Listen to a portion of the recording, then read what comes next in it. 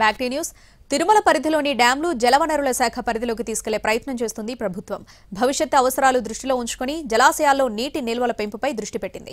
అలాగే ఆ దిశగా జలవనరుల శాఖ చర్యలు ప్రారంభించింది.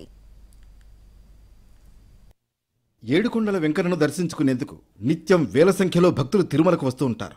ఇక్కడ తాగునీటి అవసరాల కోసం రోజు 50 లక్షల గ్యాలన్ల నీటి వినియోగం జరుగుతుంది. ఇప్పటి వరకు అంచెలంచెలుగా 5 జలాశయాలను టీటీడీ నిర్మించింది. 1963లో గోగర్భం డ్యాంను ప్రారంభించారు. ఇది నిండితే 2833 లక్షల గ్యాలన్ల నీటిని నిల్వ ఉంచవచ్చు. తర్వాత 1983లో పాప వినాశనం జలాశయాన్ని ప్రారంభించారు.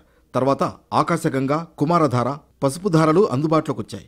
ఇలా 5 డ్యాంల నుంచి 13,823 లక్షల గ్యాలన్ల నీటిని నిల్వ ఉంచవచ్చు. మరోవైపు శ్రీవారి భక్తుల సంఖ్య రోజురోజుకు పెరగడంతో టీటీడీ కళ్యాణి డ్యాం నుంచి కూడా తిరుమలకు నీటిని తరలించేలా పైప్లైన్ల నిర్మాణం చేపట్టింది. కళ్యాణి డ్యాం ద్వారా 30 లక్షల గ్యాలన్ల నీటిని వినియోగిస్తున్నారు.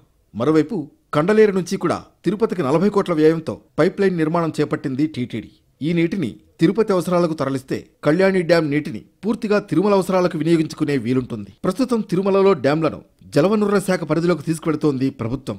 ఇప్పటికే అధికారులు డ్యాంలను సందర్శించి వాటి భద్రతపై నివేదిక సమర్పించారు. అలాగే తిరుమలలో 2 సబ్ డివిజన్లను ఏర్పాటు చేయాలని ప్రతిపాదించారు. అలాగే ఏ డ్యాం నీటి నిల్వలు ఎంతవరకు పెంచవచ్చు, దానికోసం ఏం చేయాలి అన్నదానిపై కూడా కూలంకషంగా అధ్యయనం సాగుతోంది.